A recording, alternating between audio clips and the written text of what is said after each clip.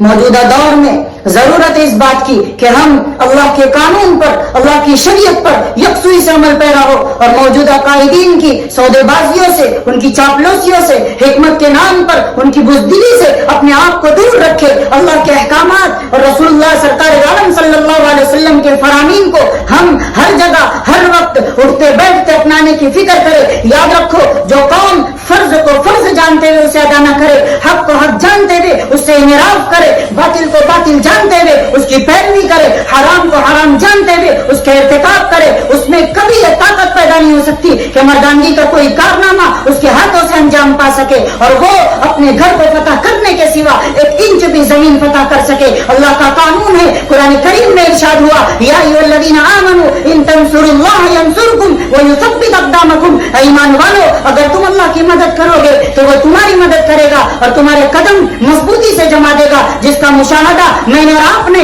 اپنی کھلی آنکھوں سے کرے کہ ہم نے عمر بن خطاب اور صلاح الدین ایوبی کو تو قبلہ اول فتح کرتے نہیں دیکھا، لیکن آج ان کو فالو کرنے والے، ان کی سیرت اور کردار کو اپنانے والے، بغیر اسباب کے، بغیر ساز و سامان کے، افراد کی کمی کے باوجود اللہ نے اپنی مدد اور نصرت کے ذریعے سے انہیں غلبہ عطا کیا۔